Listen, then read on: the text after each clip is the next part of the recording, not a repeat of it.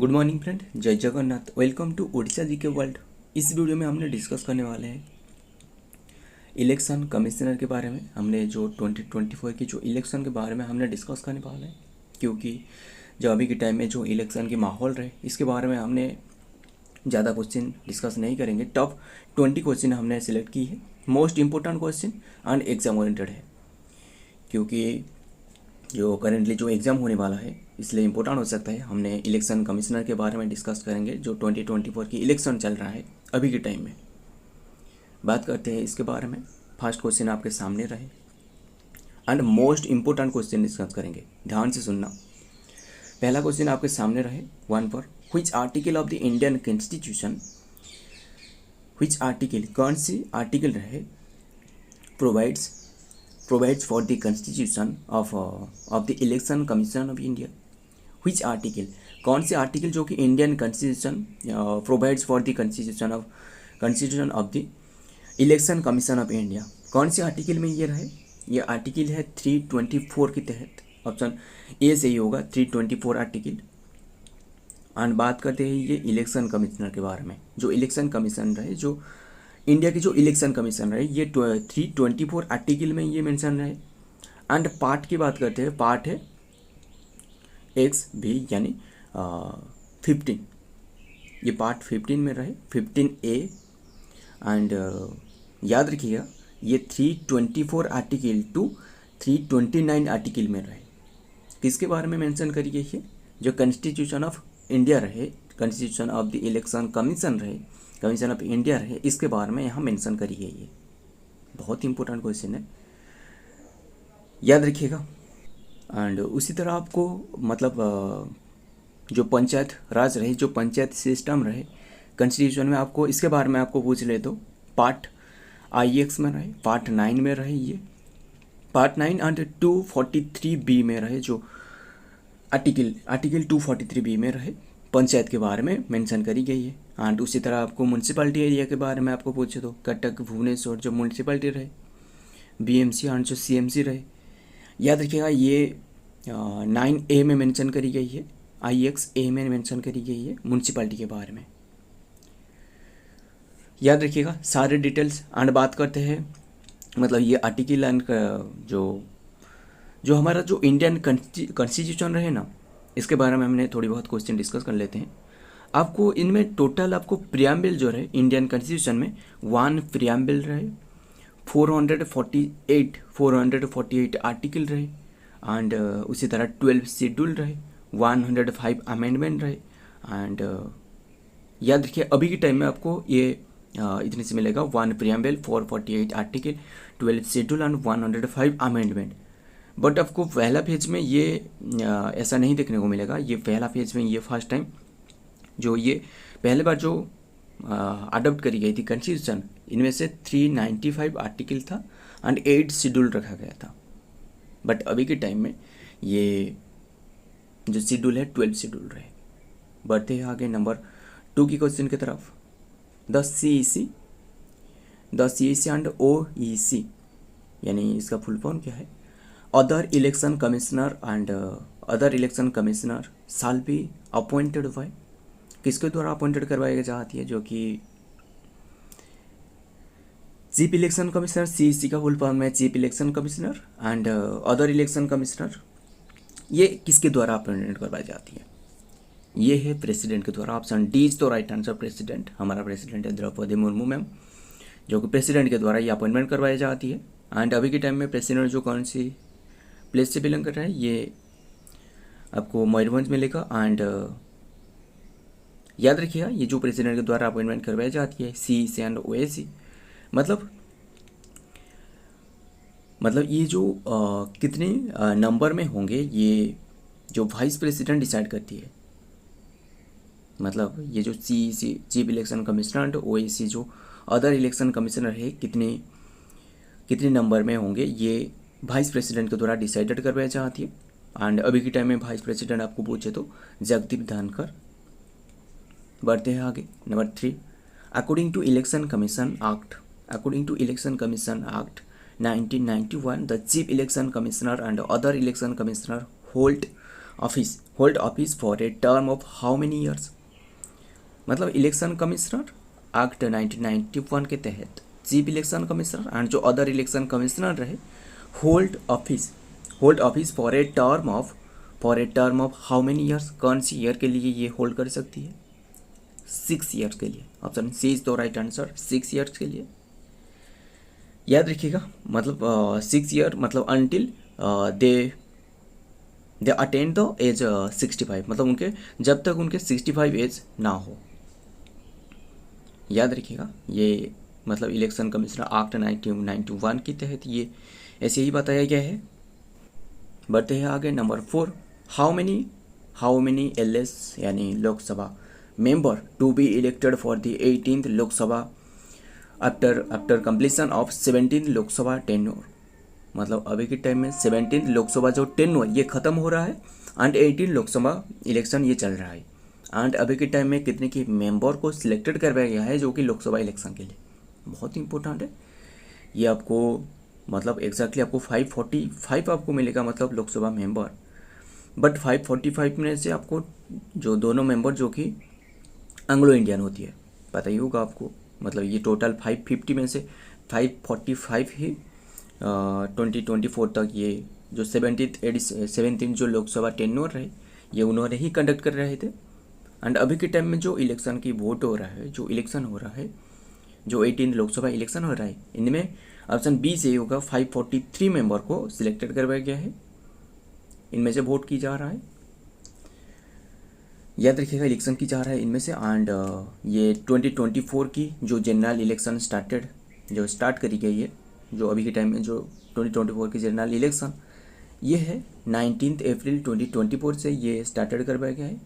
And ये कौन सी डेट तक ये चलने वाला है? 1 जून 2024 तक ये चलने वाला है, 19 अप्रैल से लेकर 1 जून 2024 तक। याद रखिएगा। एंड 17th लोकसभा की जो टेन्योर रहे, जो 17th लोकसभा जो रहे, 17th लोकसभा अभी के टाइम में जो रहे, एंड अभी के टाइम में ये 18th लोकसभा इलेक्शन चल रहा है। ये 17th लोकसभा की जो टेन्योर रहे ये है 16 जून 2024 तक। एंड ये अभी के टाइम में जो ये इलेक्शन हो रहा है ये 7th फेज में होगा, 7th फेज में। बढ़ते हैं आगे। Number 5, the election for the 18th Lok Sabha result will be declared on which date, कौन सी डेट में ये डिक्लेयर करी जाएगी? The election for the 18th Lok Sabha result will be declared on June 4 2024 में। ऑप्शन बी से ही होगा, जून 4 2024 में ये डिक्लेयर करवाया जाएगा। जो 18 लोकसभा इलेक्शन चल रहा है ना अभी के टाइम में, ये डिक्लेयर करवाया जाएगा। बढ़ते हैं आगे। Number 6, along with Lok Sabha assembly election और state assembly election 2024 are also being held in how many state? Important question है। along with लोकसभा इलेक्शन के साथ जो कि अभी के टाइम में भी मतलब अभी के टाइम में जो कि ऐसे 4 स्टेट रहे जो कि इलेक्शन भी कंडक्ट करवाया जा रहा है लोकसभा इलेक्शन के साथ, 4 स्टेट। एंड कौन सी स्टेट आपको पूछ ले तो ऑप्शन डी से होगा 4 स्टेट। कौन सी स्टेट आपको पूछ ले तो ये है सिक्किम, उड़ीसा, अरुणाचल प्रदेश एंड आंध्र प्रदेश। ये 4 स्टेट में जो कि अभी के टाइम में इलेक्शन कंडक्ट करवाया जा रहा है लोकसभा इलेक्शन के साथ। बढ़ते हैं आगे। Number 7, who was the first chief election commissioner of India? मतलब इलेक्शन के बारे में क्वेश्चन रहे तो ये भी जान लेते हैं। इंपॉर्टेंट क्वेश्चन है, किसने जो कि first election commissioner of India रहे, यानी CEC रहे, chief election commissioner of India रहे, ये है Sukumar Sen. Option B is the right answer, Sukumar Sen. And बात करते हैं ये सुकुमार सेन जो कि मेन के कैटेगरी में ये मतलब पहला CEC रहे, चीफ इलेक्शन कमिश्नर। बट आपको वोमेन के बारे में आपको पूछ ले तो ऐसे भी क्वेश्चन आपको देखने को मिलेगा। वोमेन ये है VS Rama Devi. Next number 8, who is the current CEC यानी chief election commissioner of India? किसने अभी की करेंटली जो CEC चीफ इलेक्शन कमिश्नर कौन है? वो है Rajiv Kumar. Option B is the right answer, Rajiv Kumar. And उन्होंने जो वन है वो है 1 सितंबर 2020 से 1 सितंबर। एंड ये जो कि 25th CEC है, मतलब जो 25th नंबर की चीफ इलेक्शन कमिश्नर। पहला चीफ इलेक्शन आपको पूछ ले तो जो कि सुकुमार सेन, एंड वुमेन के बारे में पूछे तो जो कि VS रमा देवी, बट अभी के टाइम में जो CEC रहे वो है Rajiv Kumar. Next number 9, which of the following state assembly election 2024 is held along with Lok Sabha election.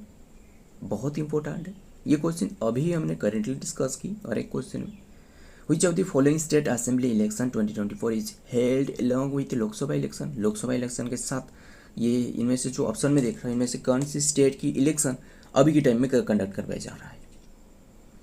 ए पर है आसाम की, बी पर है उड़ीसा एंड सिक्किम की रहे, या फिर D all of these.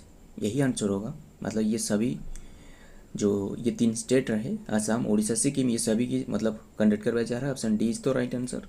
And उसके साथ जो कि आंध्र प्रदेश एंड आंध्र प्रदेश की भी जो कि इलेक्शन कंडक्ट करवाया जा रहा है अभी के टाइम में।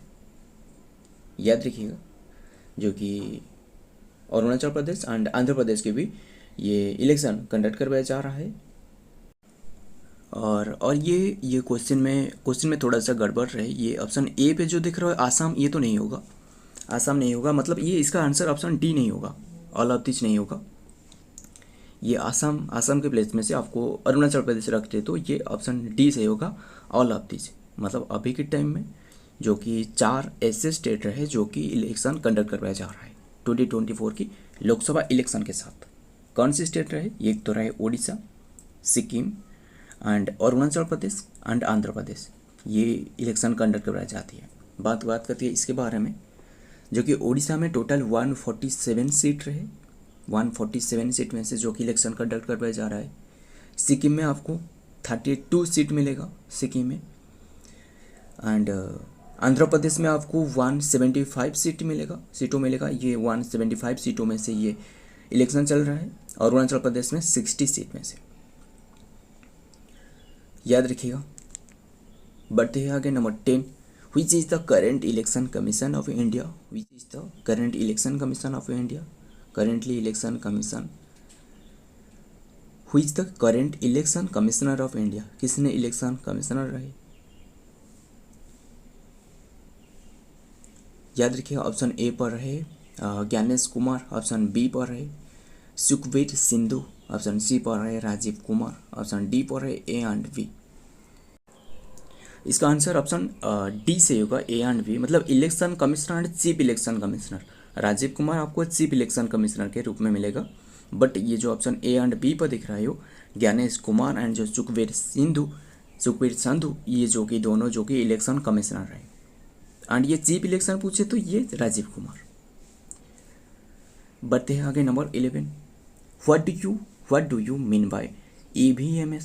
EVMs का फुल फॉर्म क्या है? And it is used to simplify the election process. Election process को सिंप्लीफाई करना इसका उद्देश्य है। And what do you mean by EVMs? इसका फुल फॉर्म है electronic voting machine. Option C is the right answer, electronic voting machine. And बात करते हैं ये EVM के बारे में। ये फर्स्ट टाइम जो कि केरला में यूज करवाया गया था। फर्स्ट टाइम कौन सी ईयर में? मई 1982 में EVM पहले बार यूज़ की गई थी। Next number 12, which of the following company manufacture EVM machine? कौन सी कंपनी जो कि ये जो EVM मशीन रहे, जो इलेक्ट्रॉनिक वोटिंग मशीन रहे, कौन सी कंट्री के द्वारा पहले बार जो कि ये मतलब ये कौन सी कंपनी के द्वारा बनाया जा रहा है, मैन्युफैक्चर करवाया जा रहा है? BEL यानी option A is the right answer, BEL Bharat electronic जो कि बैंगलोर में ये बनाया जा रहा है। भारत इलेक्ट्रॉनिक लिमिटेड के द्वारा बैंगलोर में ये बनाया जा रहा है। याद रखिए। आठ बात करते हैं आपको ECIL जो देख रहे हो इसका फुल फॉर्म है electronic corporation of India limited Hyderabad. याद रखिएगा। Electronic corporation of India limited Hyderabad, ECIL। मतलब ये इसके द्वारा भी ये मतलब बनाया जा रहा है। ये BEL यानी भारत इलेक्ट्रॉनिक बैंगलोर में ये बनाया जा रहा है। बढ़ते हैं आगे number 13, which of the following house is known as the lower house? Lower house किसे कहा जाता है? लोकसभा को। Option C is the right answer, Lok Sabha. And आपको अपर हाउस आपको पूछ ले तो ये है राज्यसभा। और इसका जो टेन्योर रहे, ये जो लोकसभा की टेन्योर रहे ये है 5 ईयर। एंड अभी के टाइम में जो लोकसभा की प्रेसिडेंट रहे वो है Om Birla. Next number 14, what is the tag line of 2024 election की जो 2024 के जो इलेक्शन की टैग लाइन रहे, ये कौन सी रहे? टैग लाइन है, और जो मतलब टैग लाइन या फिर आपको लोगो भी कह सकते हो, लोगो ये है। Option A is the right answer. चुनाव का पर्व देश का गर्व, इसका जो कि टैग लाइन रहे 2024 की जो इलेक्शन की टैग लाइन रहे, चुनाव का पर्व देश का गर्व, इसका टैग लाइन है। Next number 15, what is the minimum age requirement to contest a Lok Sabha election? What is the minimum age requirement to contest a Lok Sabha election? Important question है। जो लोकसभा इलेक्शन के लिए मिनिमम एज जो रिक्वायरमेंट होती है, कौन सी ईयर होती है? जो कि मिनिमम एज ऑप्शन बी से ही होगा 25 ईयर, मतलब 25 ईयर जो कि ये लोकसभा इलेक्शन के लिए जो कि रिक्वायरमेंट एज होती है। बट आपको वोट देने के लिए ये 18 ईयर होगा, जो इलेक्शन में आपको शामिल होने के लिए, जो वोट देने के लिए,